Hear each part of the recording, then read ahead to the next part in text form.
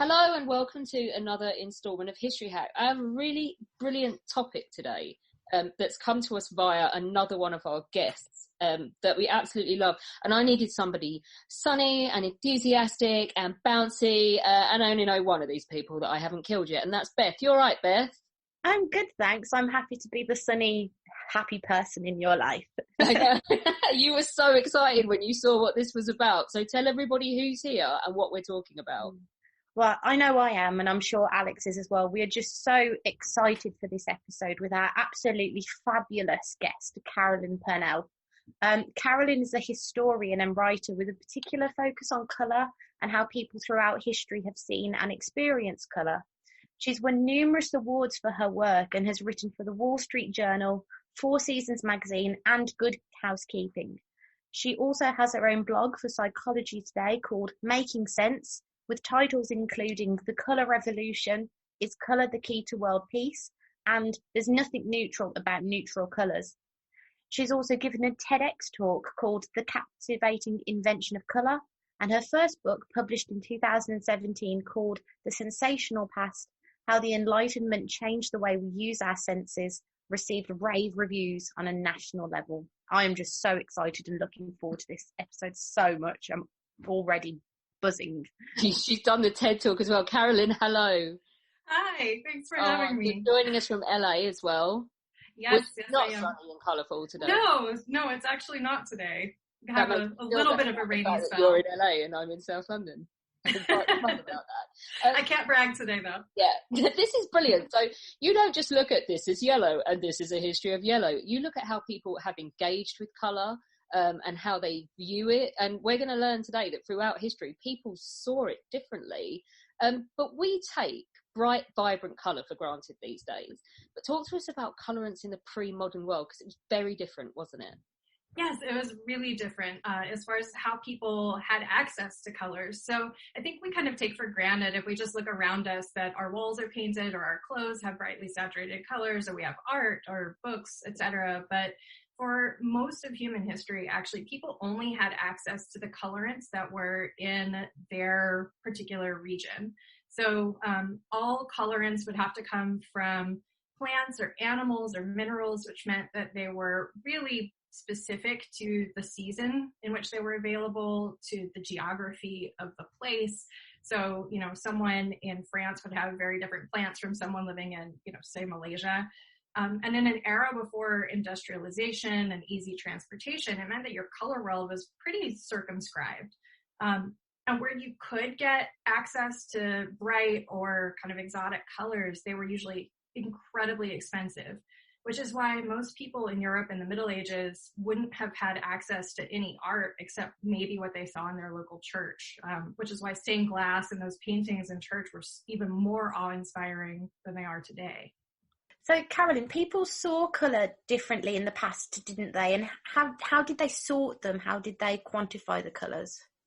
Yeah, so biologically, there probably aren't a lot of differences in how people actually saw color, but culturally speaking, in terms of how people experience color or thought about color or describe colors, there is a huge difference across the span of time. So, think for instance, we tend to organize colors primarily by hue. So when you're in kindergarten, you learn red, orange, yellow, green, blue, indigo, violet, and those are the main ways we kind of think about organizing colors. But if you were growing up in ancient Greece, you actually would have seemed really weird to think in terms of hue. That's not at all the way they categorize their experience of color.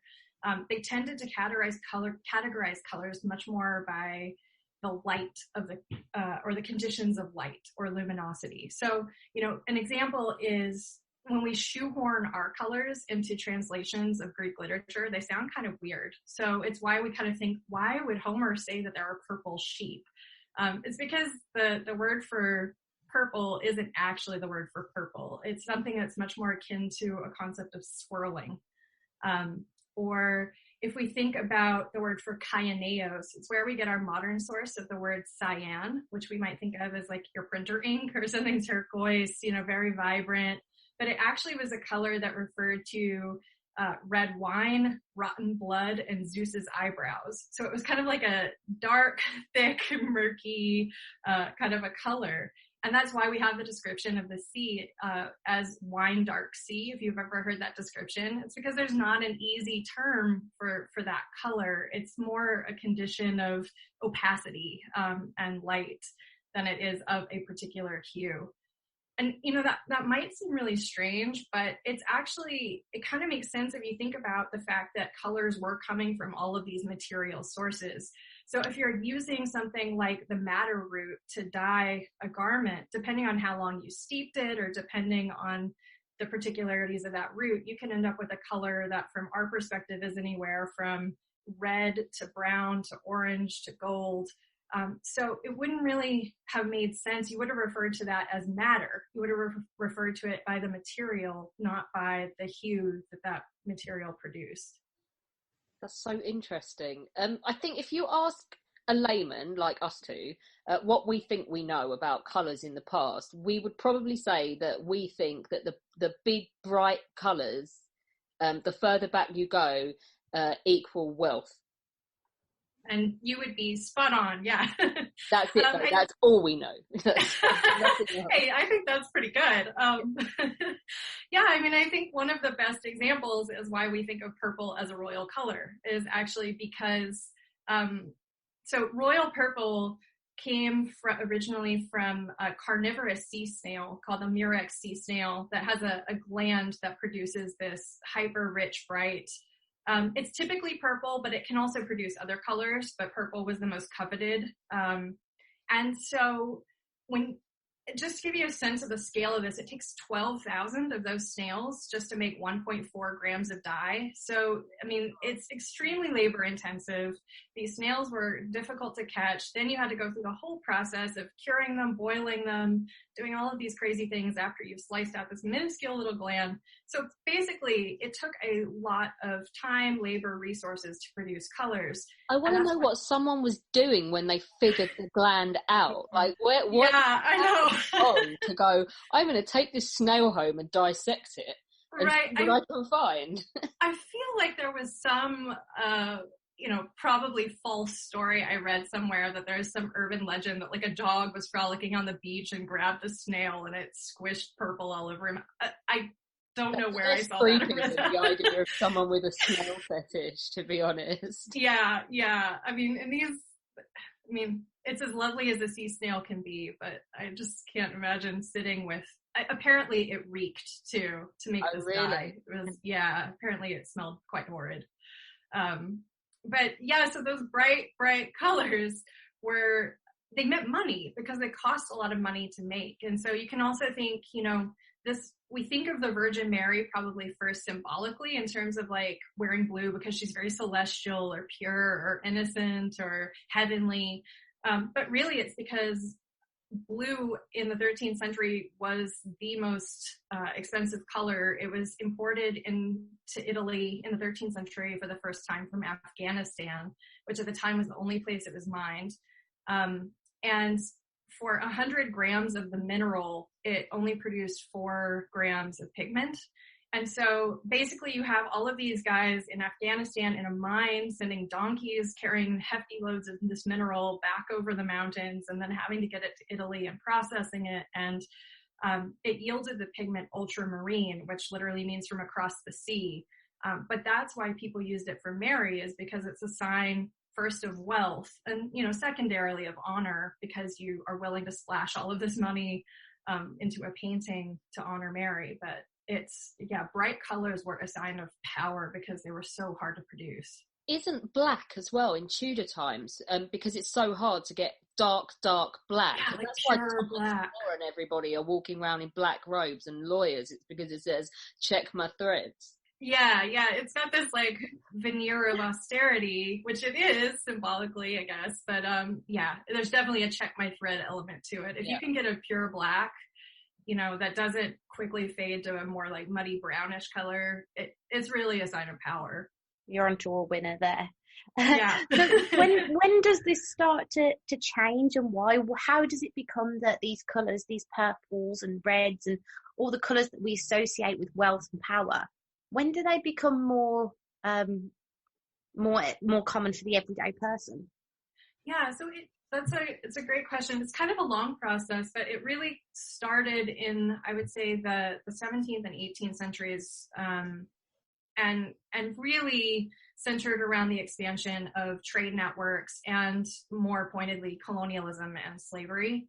In Europe, once Europeans expanded their territories into these colonial places in the world, they had physical access to more and different types of pigments, but they also exploited labor in those places to produce those pigments. So the anthropologist Michael Taussig has made an argument I find really compelling, which is that colonialism connected what he calls chromophilic parts of the globe, color-loving parts of the globe. So basically what ended up happening is this love of color fueled or helped expand the slave trade. So you would have, let's say, British people who buy calicos in India and then go to Africa to trade those brightly colored textiles for slaves. And then they take those slaves to a plantation to produce indigo to make more colorants that they can then market not only in Europe, but to those other colonial territories. So really you have a full loop that's completed in this kind of this commercialization of color that really takes off in this period. But it's the rise of color as a mass commodity is really closely tied to the exploitation of, people of color across the globe. And you get random people come into the story, don't you? How does Isaac Newton fit into all of this? Because there is a point, isn't there, when we get to sort of the development of science and the Enlightenment where things really change.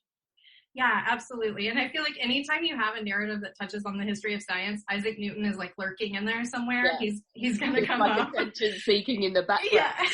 And our totally. science historian Kit would hate this because he hates Isaac Newton. I can't remember what his beef is with him, but he hates it. But he got really angry when he got all those Greatest Britain votes and stuff. So he would not. Oh gosh. But he's at the in the back of the party saying, "Look, you can't have science without me." Right? Yeah, exactly. But he like, is right. In the background, isn't he? He is. I think obviously most people, when we think about color as it relates to Newton, you think of like probably 1704, he publishes Optics, which really did change the way people thought about light and about how color worked. But I think for me, Newton's more interesting color legacy is actually,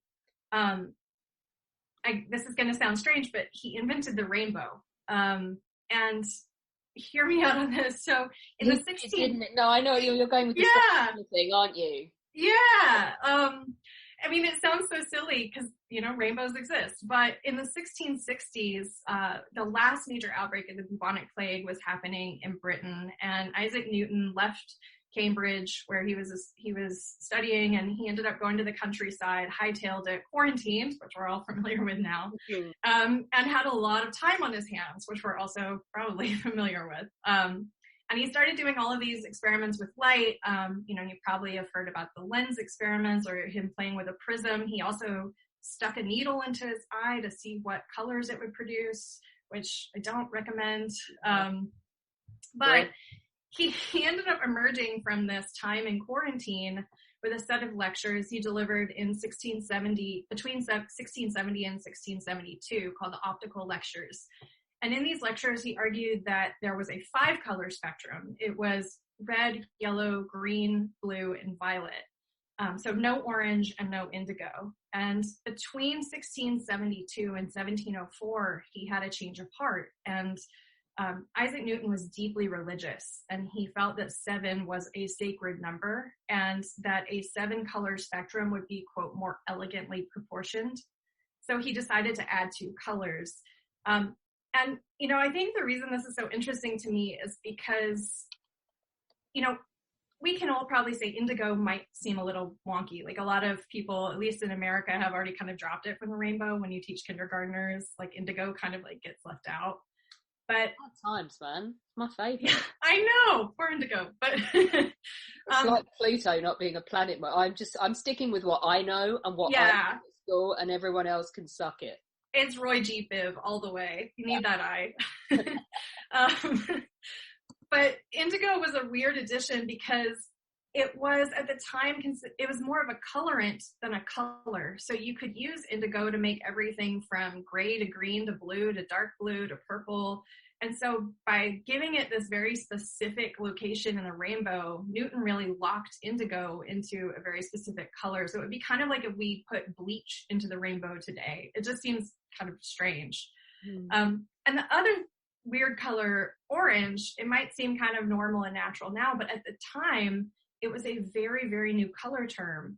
Prior to the 1660s, people would have referred to that shade as tawny or red-yellow, or yellow-red is more common, or gold. And it was only with the importation of oranges into Britain, the fruit, a few decades earlier, that people really started getting excited about these like juicy, delicious fruits, and they started conflating the color with the fruit. So the color name actually comes from the fruit first. And so it'd be like Newton sticking like acai or goji berry or some other superfood into the rainbow. So I don't know. I just think it's an interesting fact that we kind of think of these things as eternal, universal. We all learn them, and yet there's some quirks of history stuck in there. Well, that's absolutely fascinating. Do you not think, though, that the sticking, how many people do you know that are going to be quite close now to the sticking your pin in the eye just to see what happens in life? Oh my gosh. Please, this is not an endorsement. Yes, not an endorsement. Not an endorsement. No matter how boring. We have the internet now. He didn't have the internet. You exactly. Netflix and Amazon Prime. There are more healthy and productive ways to use your time. Yeah. Moving forward then from Isaac Newton and picking up a little bit, we have the big colour revolution in the 19th century, is that right? Where we have this explosion of colours that we've not really seen before. It's a new concept. Yeah, so as I mentioned, things start kind of changing in the 17th and 18th century, but there is a massive revolution, like you said, in the 19th century. And the thing that really catalyzes that is the creation of synthetic chemical colors. And so in 1856, a chemist named William Henry Perkin was trying to find a chemical formula for quinine. He was trying to find a solution to help all of the British colonialists with malaria out in India. And he ended up synthesizing this thick purple sludge. And he wasn't the first person to create a synthetic color, but he was the first person to think of it as having commercial value. And so he ended up selling this dye as the color mauve. And it just so happened that there was a fad for a very similar purple color that could only be made with these rare lichens from southern France. And it had been a color worn, I'm trying to think now, I want to say it might have been by some esteemed socialite. I can't remember exactly who, but she popularized the color. And so when he created it, it was this perfect moment of this popularity of this color. And now all of a sudden you have a very bright and cheap and easily reproducible version of it that doesn't rely on the mushrooms. And he made a killing. He made a fortune selling this. So as you can imagine, pretty soon after, chemists jumped on board. The color industry really got rolling very quickly. And within a decade, almost every color you can imagine, there was a cheap mass market version of it. And I really can't overstate the effect that this would have visually on the world. I mean, it sounds kind of like, okay, so now they had cheap colors, but really, like, people describe this as super jarring. It would be like if we all started walking around wearing iridescent clothing today. I feel like it's just, these hyper bright colors that even if you've seen them before, you may not have seen them in the quantity that it takes to make a woman's 19th century dress. Is it not only clothes either? Is it buildings? Yeah, it's buildings, it's art, it's lithographs, it's, everything in a department store, interior design, wallpaper, candies are dyed with these things. Like that Pleasantville film. It's like which film? Pleasantville. Oh, yes. Yeah, it is a lot like that. Yeah, where everything suddenly gets saturated. Yeah. That's kind of how I imagine it. Yeah. And was it that quickly? Was it just overnight that this color? I would say, I would say from a historian's point of view, it is overnight. I mean, I think that the first round of coal tar dyes were pretty quickly developed. And then, of course, there were innovations on that and additional colors added throughout different decades with different materials. But for the aniline dyes, they came pretty quickly because chemists already knew how to do this. They just didn't think it was worthwhile. They kind of just tossed it. So Perkin, again, his innovation was really just the commercial savvy. Then you kind of have to combine the availability of all these new colours with the availability of a crap ton more fabrics and stuff, because you get synthetics come in, don't you? So maybe, and this is, you get cheap throwaway clothes as well. It's not like everything you have would be tailored and homemade or made by a person. Right.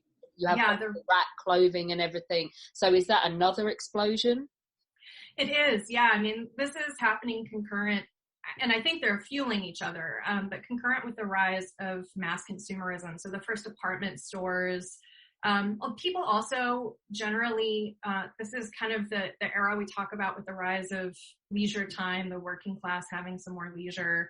Of course, that's not true across the board. People are also in exploitative industrial jobs, which I'll mention a little bit about in a second, probably. But, by and large, yeah, there is a whole commercial apparatus that is attached to this, as you point out, Alex. We just need to say as well, don't we, that this is amazing and the world has turned into Technicolor, but there are huge ecological, environmental and health connotations to this, aren't there? Right, because, most of these colors are, or not most, but many of these colors are being made with toxic materials like arsenic or lead. And of course, there were toxic pigments before this, but this is an unprecedented scale. This is an industrial scale. And so on the consumer side, you have, there are cases documented where children would eat candies colored with an arsenical color and they would die, or people would die from their dresses or their wallpaper. They wouldn't know what was making them sick. In terms of, workers, there are these really vivid images and medical manuals of teenage girls often got hired to make paper flowers, artificial flowers, and they would use papers that were dyed with these toxic colors. And so their hands would just develop these lesions. They would get infected. They often were inhaling it and get respiratory diseases and die.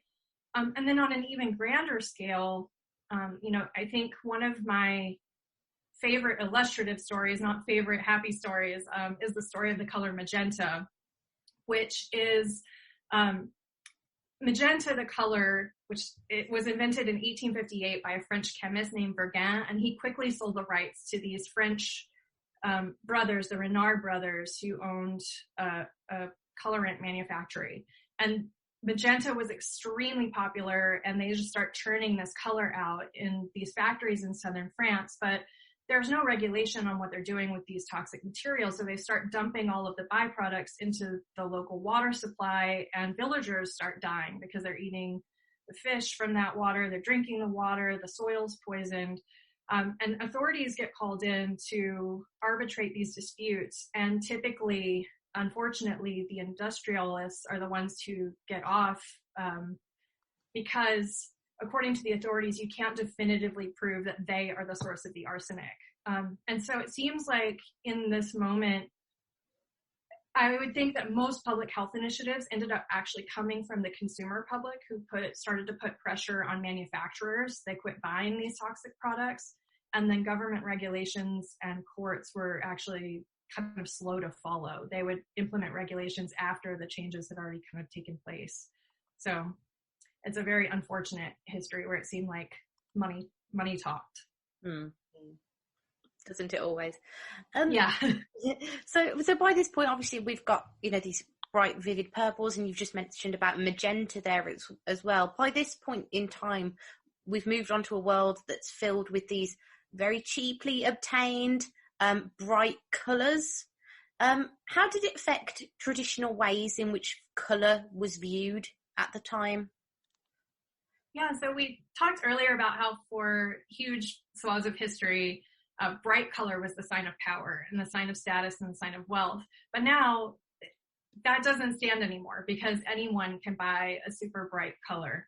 And so, on the one hand, this kind of creates a social panic among the elite. There's no way to stand out.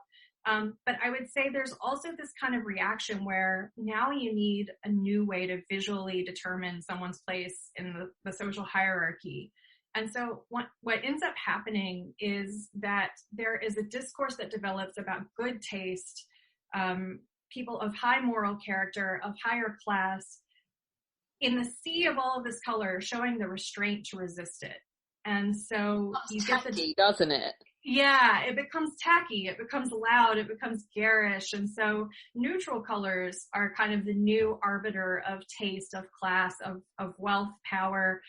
This is the same moment you get the rise of the men's black suit. And there are some really great quotations from tailors who are like, oh my gosh, why is there such a contempt for color? Because, you know, if you think about men by comparison in like the Georgian era, you know, they're swanning around in like yellows and pinks and all these froofs and frills, and it's like beautiful visually. And then all of a sudden you have men in these austere black costumes. And it was as an indicator of their gentility. But you can see an almost immediate reversal of the color trends, the color standards for what connoted power. That's really interesting. It is, isn't it? So we now have a world in which colour has classist connotations, but there are other ones as well, aren't it? Does it have racist connotations as well? It does, yeah. So there is, at the same time, a discourse developing that the other people who enjoy these super bright colors, aside from lower class individuals, are quote unquote savages. And they are also likened to children who like bright colors. And the reasoning, you know, one of the people who said this, there are many people who said this, but one of the first to articulate is probably Goethe. But the idea is that supposedly these people don't have refined enough sensory abilities to enjoy the pleasures of subtler colors, and so they need to be beat over the head with sensation, with stimulation.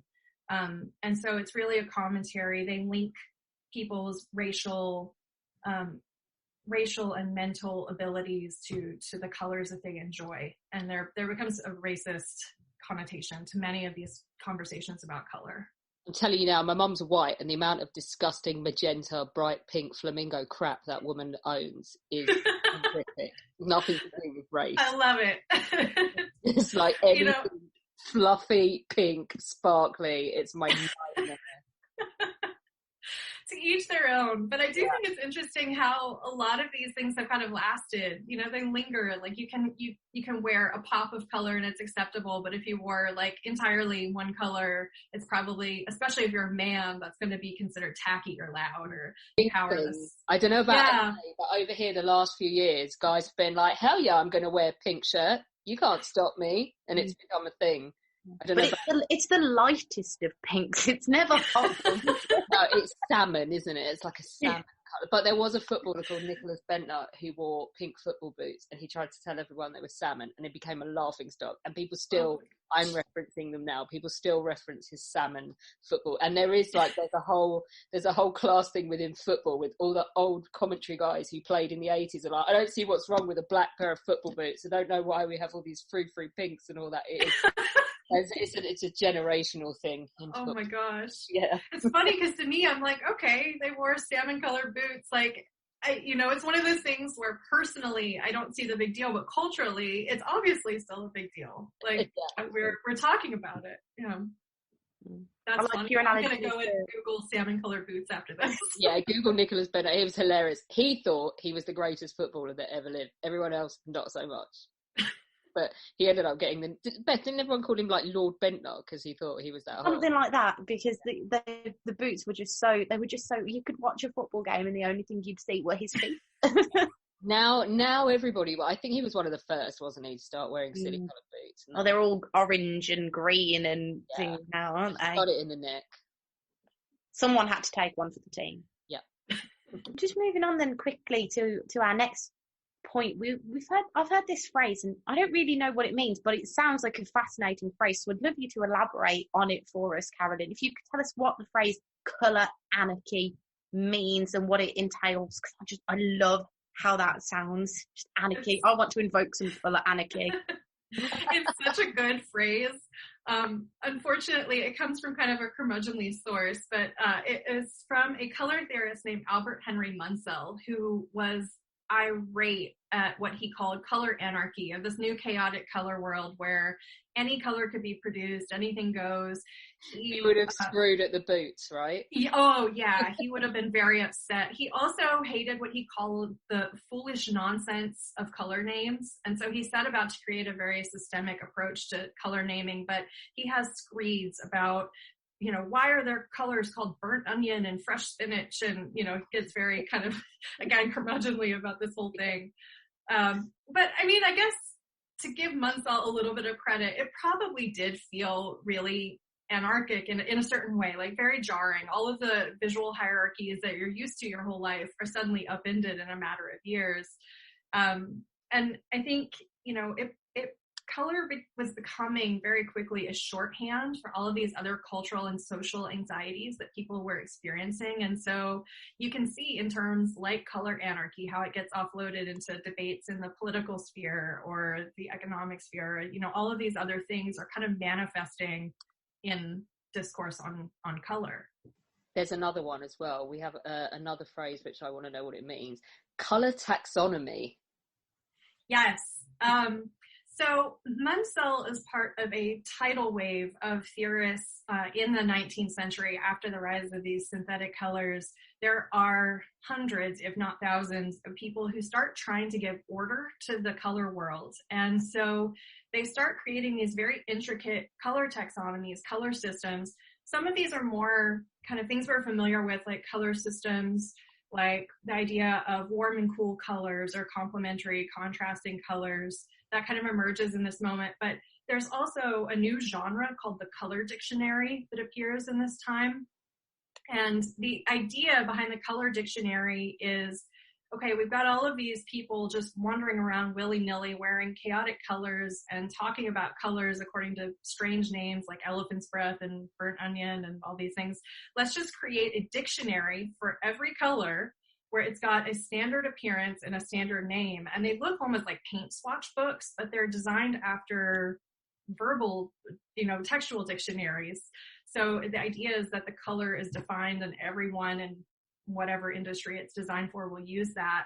And there are tons of these systems that emerge in this moment. So, it's kind of interesting. You can see people in the midst of all of this confusion and chaos, they immediately start trying to impose order.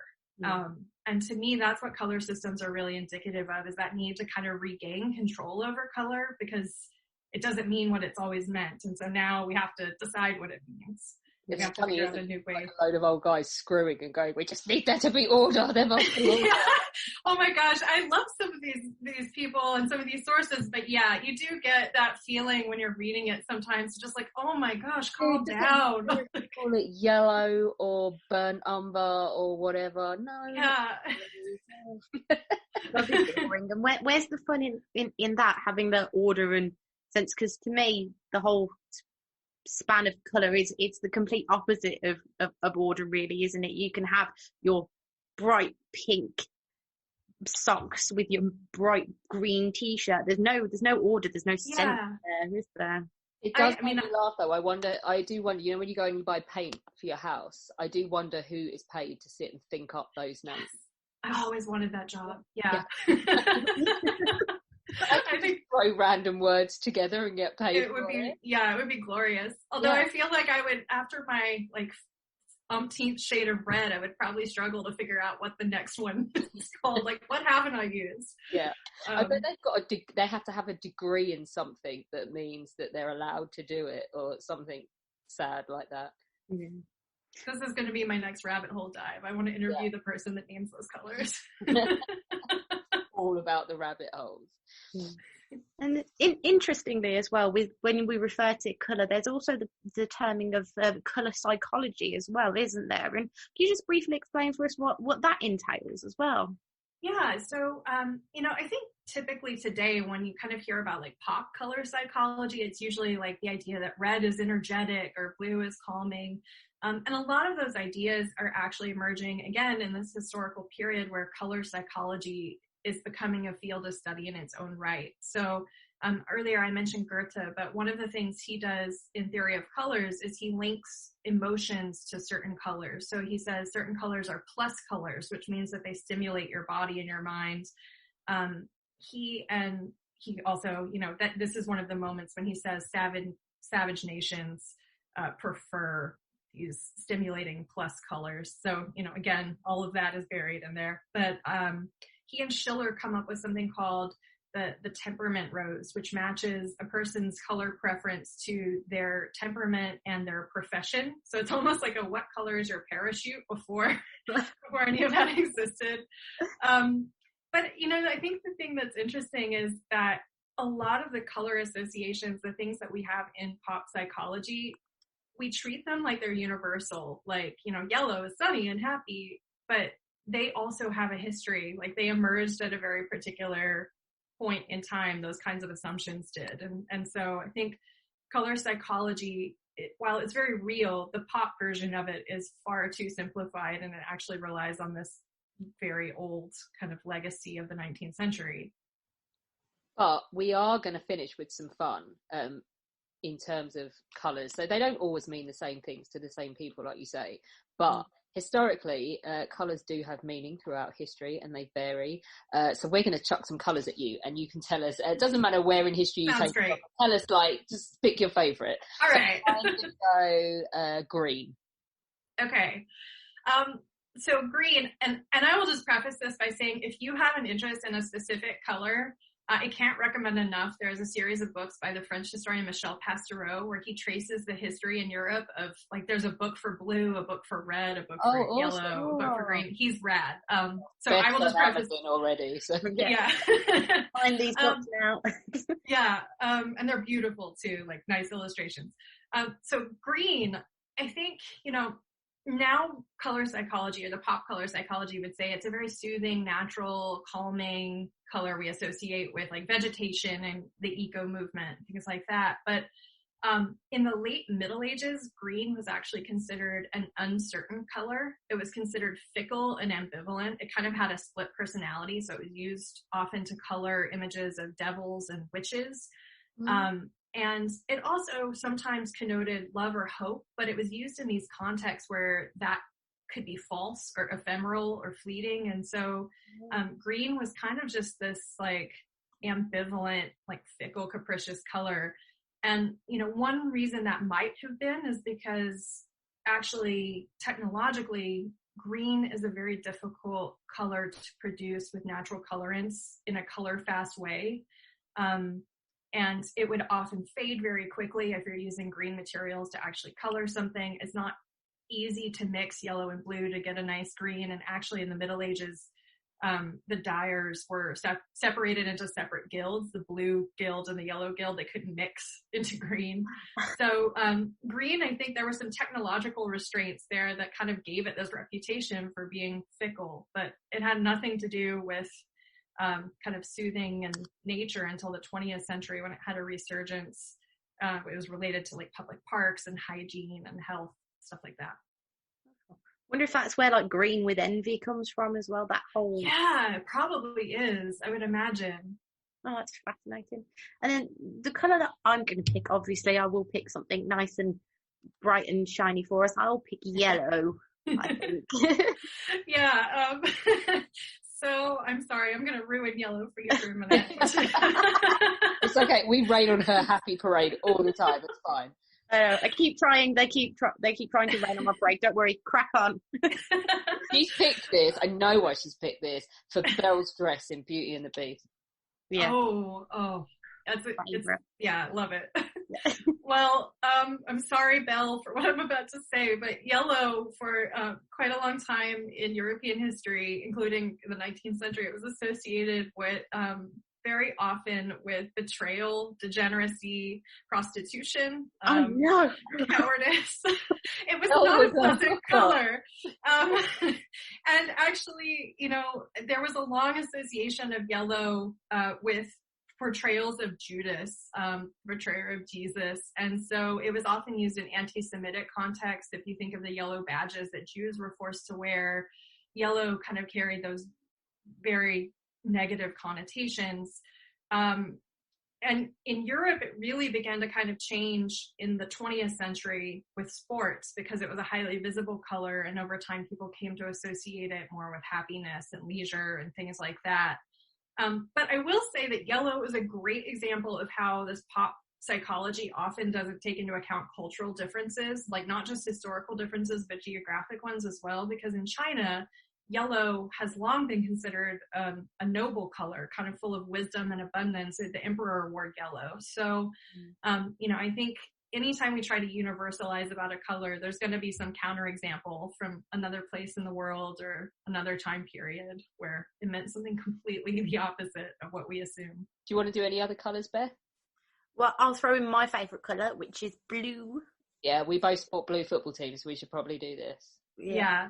I mean, I think, blue is now, I think it consistently wins for the world's favorite color. It's one that people tend to prefer, but really that was kind of a transformation that happens in the 18th century. According to Pastoureau, that's when people latched on. I mean, they liked it before, but that's when it became like the preferred color. Prior to that, it was actually red. Red was, anyway, I won't go into the history of red, but yeah, blue. Blue also, we tend to think of it, one thing I think is interesting is we tend to think of it as a cold color, like it's associated with ice or cold things. But for much of history, it actually was considered, a lot of people considered it a warm color. And if you think about it, like the flame on your gas stove is blue. In astronomy, the hottest stars burn blue. So there is a precedent for blue being a warm color, but now it's so pervasive as a cold color. I think we kind of associate it with, like, if you look at the marketing of Frozen, it's all blue. Yeah. Yeah. It's all I was thinking about, Elsa and her dress are blue. Yeah. We've got Belle and now we've got Elsa. Beth and her Disney thing, it is unconquerable. You cannot get past it. Carolyn, thank you so much for joining us. This has been so much fun. Thank you. Not just like the physical history of what, like, this pop psychology stuff, but actually how humans have seen colour and I like how they've been exposed to it, like these different parts in history when suddenly there are these explosions that would have felt like nothing else in history, like in the space of, 10 years in the Victorian period, suddenly everything goes technicolor. It's mad, but it may give you arsenic poisoning. Yeah. Always a double-edged sword. Tell everybody about your book. My book is called The Sensational Past, How the Enlightenment Changed the Way We Use Our Senses. And there is a bit in color, a bit about color in it. But it focuses more generally on how people would have thought about sensation differently in the 18th century than we do today. So there's lots of weird stuff like the cat piano and fun food anecdotes, all kinds of sensory stuff. Just the kind of stuff our listeners love. Thank you so much. Thank you. When our guests join us to talk about their work and their new book, the 45 minutes or so they spend with us is just a taster of all their efforts. So to this end, we have launched our very own bookshop on bookshop.org, where you can find our guests' latest and greatest books. You can support them and you can support History Hack too. 10% of every sale via our bookshop supports the podcast and allows us to keep at it and bring you more amazing guests. You can find our bookshop at bookshop.org/shop/hack history, or just search on bookshop.org for us under the shops bit. Thank you for your continued support, and here's to your next great book. Don't forget that we do exist on Patreon as History Hack and on Patreon as well, which is Podbean's own version. Alina and I have had massive fun doing this in 2020, but life is going to change quite a lot next year and we're going to actually have to go and earn a living, etc. If we want to keep up the regularity that we've been bringing you and the kind of guests that we've been bringing you and the workload, then we will need your help. So if you join, there's going to be incentives for joining on either of those platforms. We're revamping ourselves on both of them. So don't forget to go in. You can do as little as $1 a month, and it all goes towards keeping up History Hack as regular as we've been able to bring it to you this year.